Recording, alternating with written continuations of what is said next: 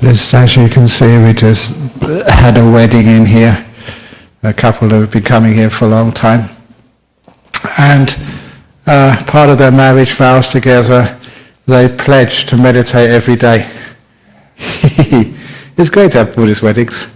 So to add that little bit of extra into the ceremony. And it's they realize that meditating every day calms them down and also makes them more sensitive to one another, which is an important aspect of meditation. It actually works. It can make you more harmonious and, of course, more selfless. As I mentioned to them that in a relationship, you have to sacrifice what you want, basically to let go and do what is needed rather than what you want. So that's one of the nice parts about a marriage, but it also brings me on to just today, this afternoon at 3 p.m, where we're going to begin today's meditation class. And I don't know, is it on the line already? Okay, great, excellent. So first of all, for those people coming for the Introduction to Meditation class, Ming is taking that today, and that will be in the room to my right over here. This is the ongoing class. And as you know, we usually talk about some aspect of meditation for the first 15 minutes, by which time I think all of the revelers for the marriage will be gone, and that limo outside is not mine. It belongs to the married couple, and they always want to do something special. And by that time they'll be gone and be nice and quiet. But you know that sometimes you're meditating and it's not quiet, even though you really try and find a peaceful place to meditate. There's always noise. I know that in our place, not so much here now, but in the first place we had, that whenever we tried to meditate on an afternoon, the person next door would decide to mow their lawn and make a huge noise. And there was always some distraction somewhere. And because of that, there is this wonderful method to learn how to avoid distractions, which is, did I say that last week, the focusing, the screen? So even you don't remember. It's a waste of time asking old people what I said last week. Sorry, because even I can't remember. We're both the same age. So the screen simile is a beautiful way of knowing how to deal with noise, with aches and pains in the body, or with any other distraction which you have during your meditation. And the screen simile is, imagine that your mind being like a screen. And on that screen is many things which you can be aware of. But what's really important is what you put in the center of your screen. And if you put your meditation object in the center of your screen, it means you give it the most importance. It means that that is the main object you are focusing on. And all the other experiences you may be sensing at that time, the sounds, the feelings in the body, the heat, the cold, whatever, or even the thoughts, all those are still on the screen, but they're on the edges of the screen. They're not in the center. And that's an important part of the meditation, because if you try and get rid of a distraction, you find that distraction fills up your mind, and that's all that you are aware of. If it's a sound of the lawnmower in the back, and you really make a big issue about it, that's all you can ever hear is the sound of the lawnmower, and it will never disappear. If you have an itch on your body or an ache in your gut, if that is in the center of the screen, it's a big problem, you're trying to think of ways to overcome it, it will never ever go away. So what you do, you may have a sound outside of people still finishing off the wedding, but you put your center, say, on the breathing. So you're aware of the breath going in and out, and you can hear all these other sounds, but they're on the edge of your field of perception, not in the center. Because what happens then, as a natural occurrence, is the mind usually just focuses in onto the center of things. And all those so-called disturbances on the edges, all the sounds, all of the feelings in the body, even the thoughts, because they're not so important, they're on the edge, they tend to just fall off the edge of the screen. And even though there was a sound there, you can't hear it anymore. I know I was saying a couple of days ago when I was in New South Wales, I was saying that in Thailand in those early years, there used to be hundreds of mosquitoes. And those mosquitoes would be on your arms and be on your head, on your face, and be really, really irritating. And it was very hard to follow the breath and meditate when you had so many disturbances of 70 or 80 mosquitoes at a time on you. And the only way that it worked, you could meditate, was yes, you could feel the mosquitoes, but they were on the edge. And I was focusing on the breath, breathing in, breathing out. The mosquito feeling was out there somewhere, just on the edge. I could still feel them, but it wasn't central. And then what happened when you focused in onto the breathing, and basically the perception of the mosquitoes biting you, they disappeared. You couldn't feel them anymore. Simply because you'd actually focused in. If ever you watched a TV, a movie, or some sports show, you focus in onto what's happening on the movie, so you can't even feel the pressure in your bladder, which you're supposed to go to the toilet, or the aches in your legs. You can't even feel that. And the reason is because you're so focused on the movie, everything else has fallen off the screen. It's actually fallen off the radar. Now that is a beautiful way of getting rid of distractions because it works. You don't let go or force the distractions away. You just focus on something else. In this case, you focus on just the part of the meditation which is important to you. So this is a great way of being able to meditate no matter what is happening around you. I remember many, many years ago, the Burmese Buddhist community, they were having a quiet, peaceful protest about some of the political murders which were going on in Burma at that time under the military dictatorship. And they invited me and said, what type of protest is this? Because the monk can't be political. I said, all we want you to do is, can you come and sit for 2 hours on the pavement opposite Hay Street Mall? There's a meditation day.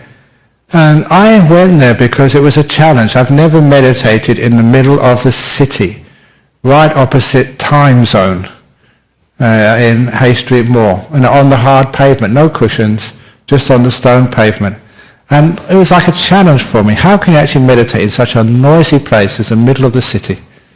But it worked, and that's actually how I did it. You could feel the discomfort of this hard stone pavement without any cushions on there, and the sound blaring out of this music from time zone, the cars whizzing past and people and everything else.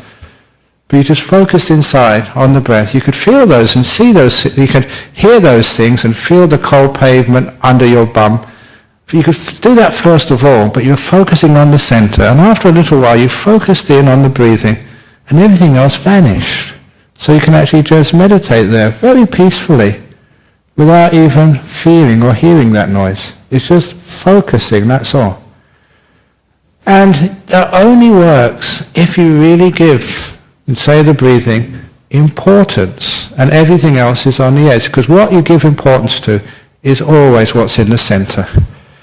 That's like when you have thoughts in the mind. Sometimes we have a thought and we say, why can't I get rid of my thoughts? It is because that particular thought is important to you. Somehow or other you imagine that through thinking about that thing, you're going to find a solution or get an answer to a problem. And you should know by now that all the thinking you've done in your life, 99% of it is a waste of time. But when you give importance to thinking, of course it will take center stage on the screen that is on your mind. If you give more attention to silence, if silence and peace is more important to you, then you're still thinking, but the thinking's over here somewhere. And it's not the main thing I'm noticing. Yeah, I've got this thought going on in the background, but I'm focusing on the silence or on the breathing. And after a while, you don't know when, the thinking has stopped, it's vanished. It's literally fallen off the edge of your screen. You're not aware of it anymore. So what you give importance to, what you give value to, is what stays. Now how do you give importance and value to things? You'll find that you give importance and value to things you like. And this is one of the problems with something like meditation, especially on the breathing. Somehow or other we have to give the breathing some importance and some interest, which is one of the reasons why that in many traditions, when we do something like watching the breathing, we add a little bit of, if you like, sugar to the coffee. We don't just watching the breathing go in and go out. We breathe in, breathing in peace. We breathe out, breathing out, let go. You make it joyful and interesting and valuable. It doesn't have to be peace you're breathing in. Whatever you really need in your life, whether it's breathing in fulfillment, if you are sick, breathing in health, breathing out the sickness or the toxins, whatever it is, you can make up your own little one-word commentary, to the breathing meditation, to make it really important and very valuable. For example, a person's got a cancer in their body somewhere. So breathing in, healing. Breathing out, tumor. Breathing in, whatever it is, that makes it really important to you. And because it's really important and valuable, that takes center stage, and all the other thoughts and stuff disappears from you. So ask yourself, what do you really want from this meditation? Whatever it is you want from this meditation, breathe it in. Whatever you want to let go of, whatever's a problem and an irritation to you, today, breathe that out.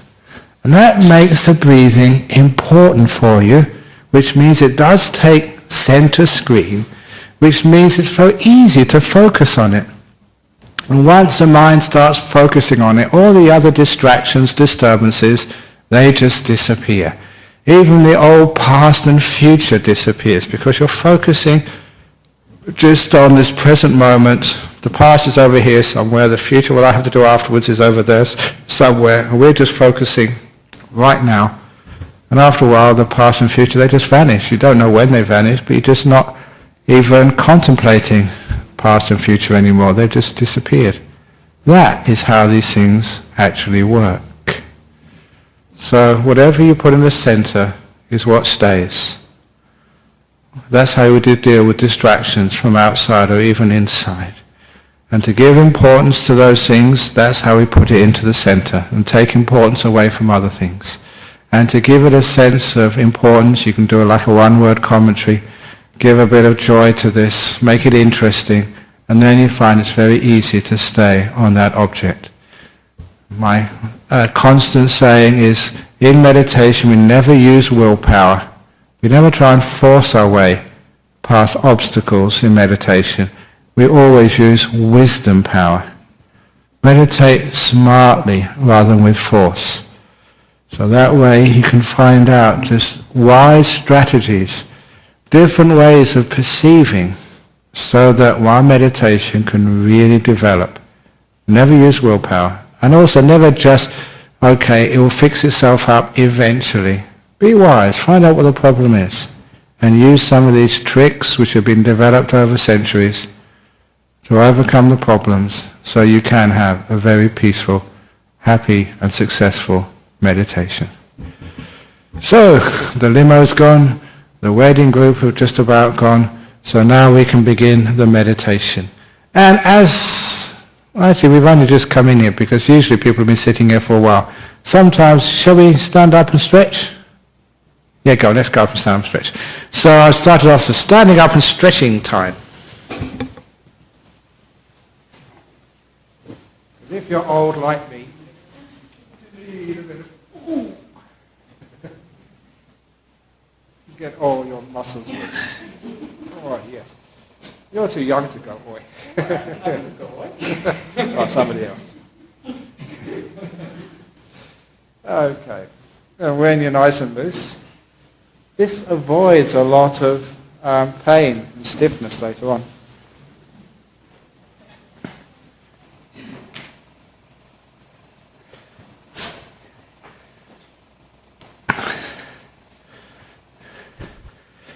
we sit down, close our eyes, and get ready for the meditation.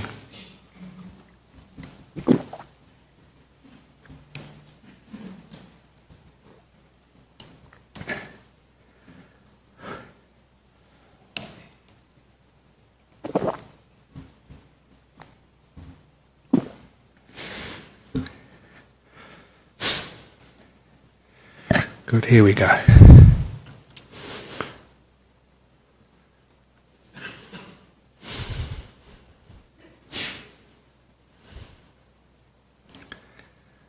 So just do your ordinary relaxation to begin with.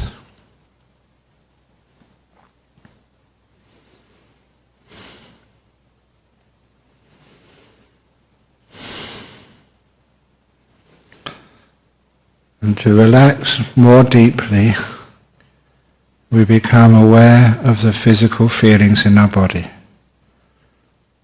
One method amongst many is to ask yourself, what is the most prominent sensation in my body? The one that is more intense than any other. When you ask a question to yourself, you always get an answer. There's some part of your body which is warmer, cooler, tighter, tenser than other parts. And that is the part you focus on at the beginning. You become mindful of that part of your body, and you use kindness to relax it. And the mindfulness gives you feedback, whether you are relaxing or whether it's getting more tense. And soon you learn how to relax away aches and pains anywhere in your own body.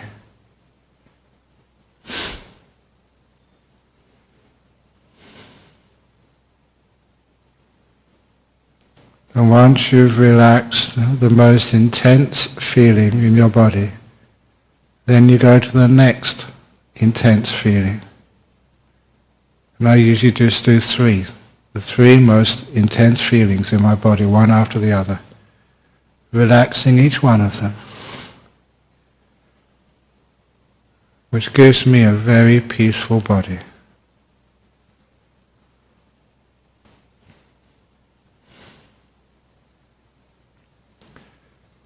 And don't rush the beginning of the meditation.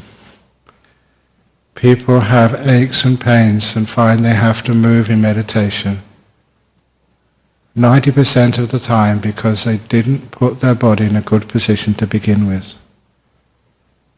It is worth spending an extra few minutes relaxing your body. It means you go deeper and don't waste so much time.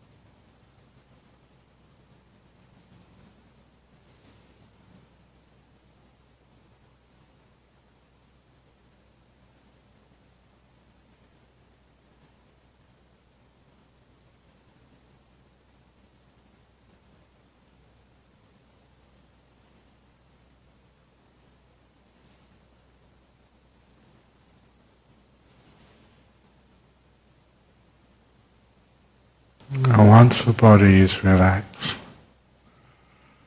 once your mindfulness and kindness have achieved a level of bodily tranquility, then you can let the body go.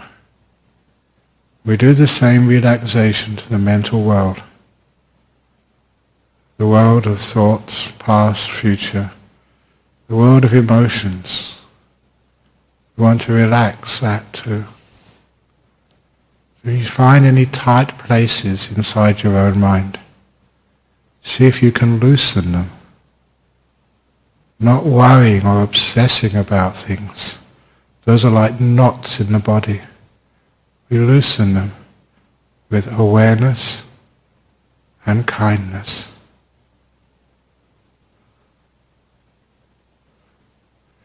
Any negativity is like a muscle which is being overly stretched.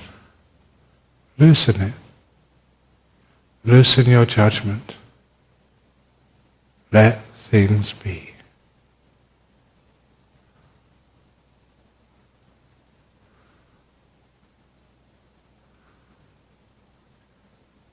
And how much can you relax your mental world? All the worries of the future, all of the pain of your past, like two heavy bags, you can just put them down. You don't always have to keep carrying them.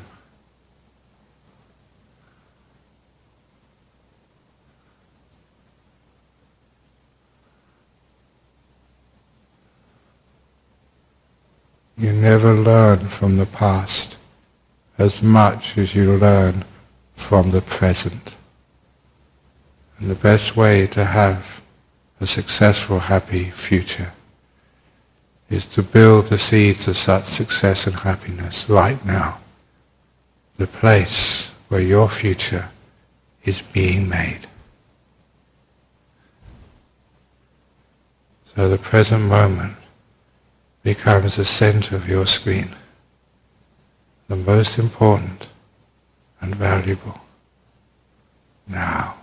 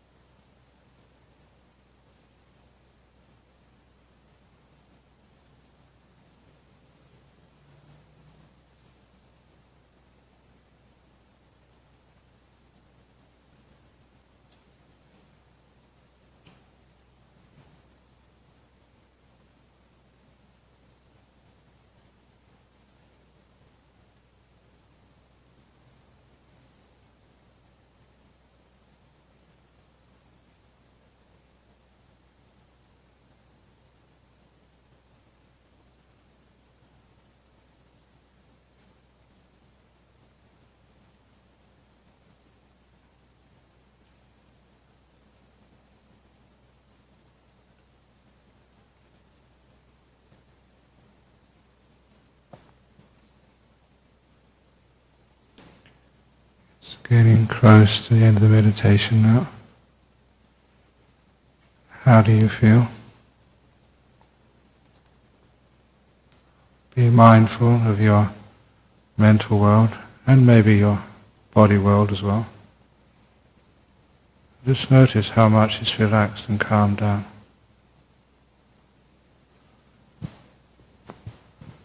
The result of meditation.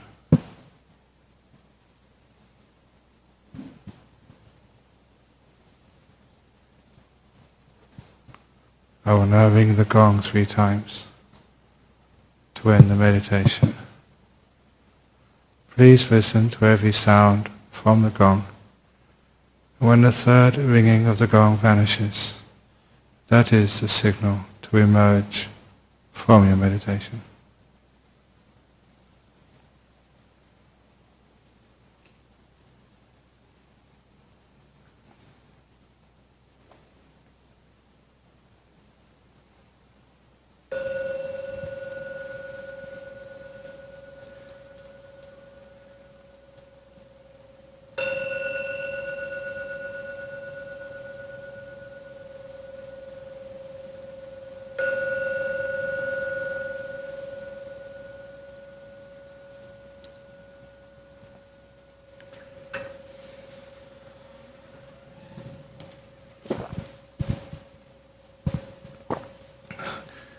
Okay, so now is the question time, hopefully on meditation issues.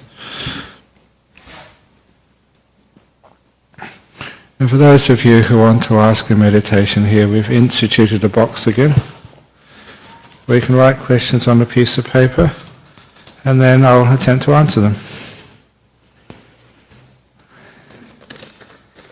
Now here we go. Dear Ajahn, last year I talked to you about a very peaceful and happy meditation session that I had. You told me to time myself next time as to be how long I'll be in that state of mind and stay there longer. I haven't figured out how to stay there longer yet. Can you tell me how? It's not really so much to time yourself, but just to notice roughly how long you stay there. And usually if it's in a deep meditation state, the more delightful it is, the longer you stay there. It's like anything else. I mean, how long do you stay with your friends to have a cup of coffee? If the coffee's good and the conversation is good, then you're usually late for your next appointment. So to be able to stay longer in deep meditations, see if you can generate more what they call piti sukha, more joy and happiness in the meditation. And then you'll find that quite naturally you'll stay there long periods of time. And I always mention on retreats which I teach, there's always some people who, when it comes time for the lunch, they're still meditating in the hall. And they just stay there for such a long time. And you ask, well, why didn't you come for lunch? Because they were enjoying themselves in the meditation too much. They didn't want to come out. So in order to be still for long periods of time, we also generate this beautiful happiness and joy in meditation. Which is one of the reasons why the best posture of meditation is not where you put your legs or your bottom or your back or your hands, but the smile you have on your face. If you can make a smile on your face, the meditation's easier, and also you find you're starting to turn the mind in a direction of joy, which means the meditation lasts much longer. Next question. A lot of my friends have encouraged me to go to places like Stupa areas, India, Bodhinyana monasteries to practice because these places have a lot of good energy. But I believe that using the teachings to calm the mind is more important. What is your opinion? And what are the benefits of being in places that have good energy? We were talking about this last week in monastery, and I think it's Meghiya, who was the attendant of the Buddha. And he wanted to meditate at a certain place, and the Buddha said, don't meditate there. Bad energy. And the reason was that in a previous life, this guy had been the king in that area, and still, somehow or other, that resonated with his mind, and he could never get still. And I remember reading that in the suttas, and I know from my own experience that there are some places that are so easy to meditate, and other places are more difficult to meditate. Now this is personal experience, is He went to places in India, like the Vulture's Peak is one of my favorite places to meditate. You always have incredibly inspiring, peaceful meditation. Maybe it's the inspiration the place gives you. Or the time when I went into was traveling in Sri Lanka, and they put me up one night in this cave in central north Sri Lanka. And above the cave was an inscription of when the cave was actually donated to a monk to live in. It was something like the 3rd or 4th century AD. The cave was about 1600 years old. And when I sat down in there, the monks had been meditating in that place for 16 centuries. And that was really awesome. So when I sat there, you could feel the energy of the place. It's great energy. And I think on another trip to India, we started off in Kathmandu, that's where the plane landed at the time. And the people on the trip, they insisted to go on a tour of Kathmandu. And I wasn't really interested in that, I'd rather meditate. But while they were going on this tour, they went into the city, the old city, past the old palace. And I was getting really bored, and so I just wandered, by myself into a courtyard which had the worst energy I've ever felt in many places. And it was such bad energy, I didn't know why. It was just a courtyard in the palace. And I asked the guide afterwards, what was that place? And that was the place, once a year, the Hindu kings of Nepal would do their animal sacrifice. Many animals were killed there every year. I never knew that, but you could feel it. So there are places with good energy and bad energy. And apparently a Chinese disciple told me she brought her Feng Shui master to Bodhinyana monastery. And the Feng Shui master went into the meditation hall at Bodhinyana, and not knowing, what we do there. And the Feng Shui master said straight away, wow, it's incredible, powerful energy at the front of the hall, but not at the back. Because it's the front of the hall where the senior monks sit. That's where the energy is. Woohoo. And I love sayings like that because these are guys who maybe don't even know what they're talking about, but they can feel it. And it's true that many people keep saying that, the places which do tend to have energy. And we go back to the sutras of the Buddha in that Megha, that there is places which have good energy. And sometimes it says, how can you build up that good energy? By obviously doing good things. So, one of the best things to do, obviously, is to meditate. And if people have had good meditation in a place, it actually builds up the energy, which is why Bodhinyana Monastery, actually, that this next, what day is it today? 17th, 2 weeks' time, the 1st of December 2013, will be our 30th anniversary of Bodhinyana Monastery. That's when we first got the land there, 30 years ago, in 2 weeks' time. We're not doing any ceremonies because, I'm not into ceremonies, there's too many ceremonies. But what will happen is that understanding that maybe in that hall, maybe 28 years of meditation. Great monks, nuns have come to that place and meditated in the front of that hall. So it has some background energy of great meditation. I know that Jhana Grove is building up its power. I've never really sat at Dhammasara, so I'm not really quite sure. Even this place has got some energy building up now. And people find that. They meditate at home. Maybe it doesn't work. Meditate here, it does. So as far as I'm concerned, places do have energy. You can find those places for yourself. Just be sensitive. Of course, that's not the only course. There's many other courses having a good meditation, but that really helps. Okay, now we have 2 questions, actually today, both from the United States. One from New York, and the other one just from somewhere in the USA. And it was John from New York. It doesn't say who from the USA, but that's probably because it may be Barack. Who knows? I am taking a break from my work to practice meditation at home. Very good. As expected, things are not very quiet during the day, so I meditate during the night and sleep in the morning. Could you please let me know if you see any problem with this schedule? Not at all. I remember one of my friends is a monk. He did that for 3 months. He would meditate all night and sleep during the day, just like change to night shift. And because even monasteries were busy during the day, people coming and going, So we sleep during the day, and at night time it was cool, especially for Westerners. Thailand could be quite hot, the night time is cool.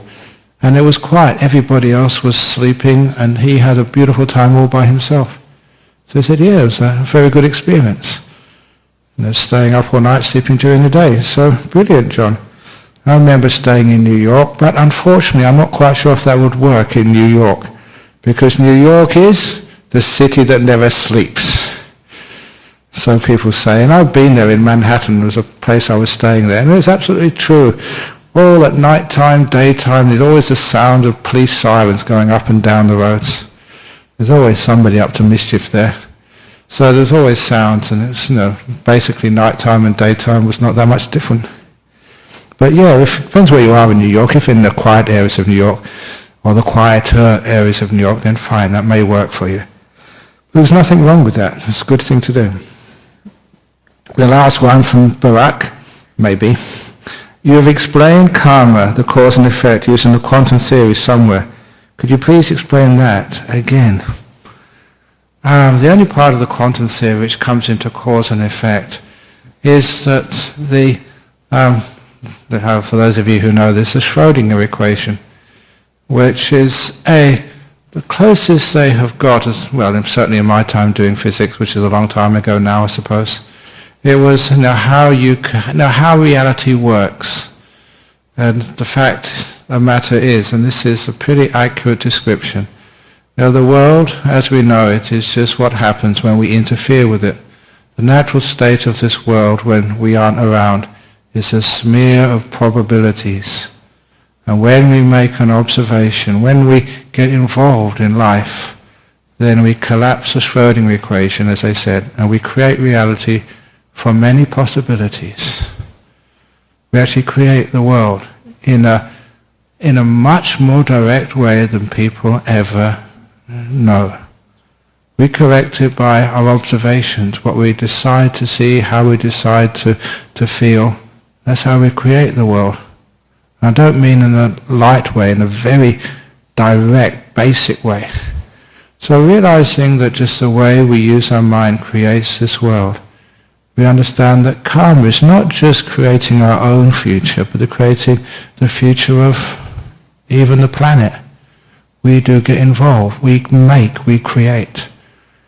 And so that if someone says, who are the creators? We are the creators. And that creation process is this law of karma, how we make the world, our bodies, things happen. Just an interesting thing. Why is it that human beings are always growing bigger and bigger and bigger? Why is it that in, say, Olympic Games and records, the records keep getting broken? When some sort of doctors say they can't go faster, this is the absolute limit, but they keep on going faster. Why is that? Physically, there's no possibility for it. But it's because of, the mind. We can create a taller body. We can create a faster speed. Physiologically, it's impossible.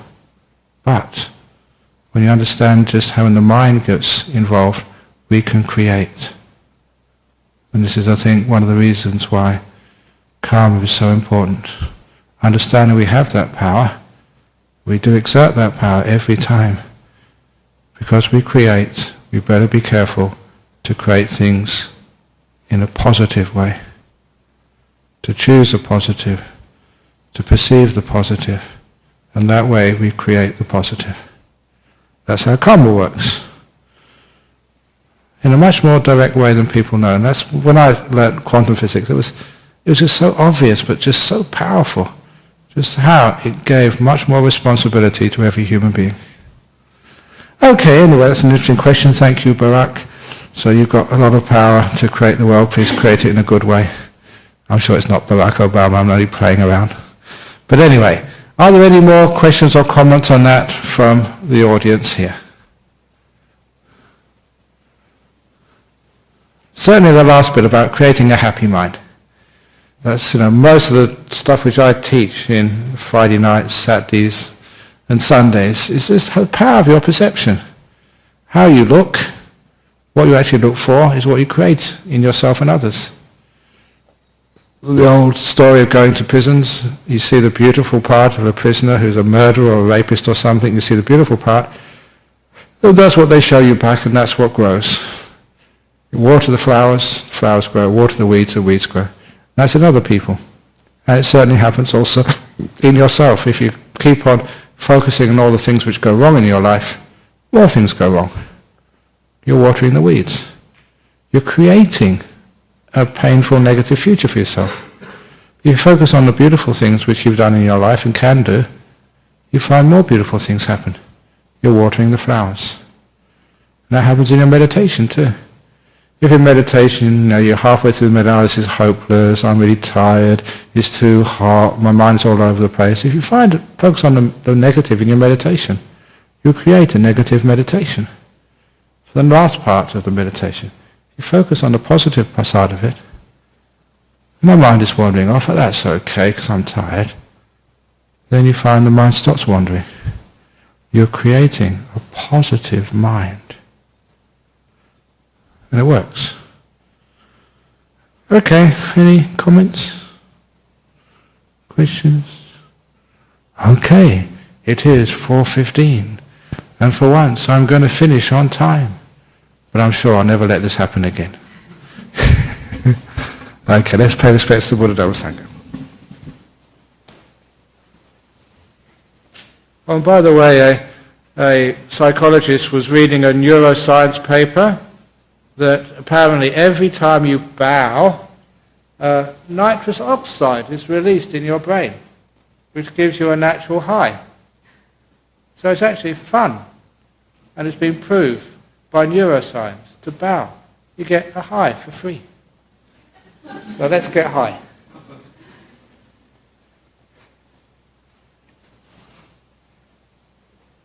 Oh, that was good. Wow. Bring it on.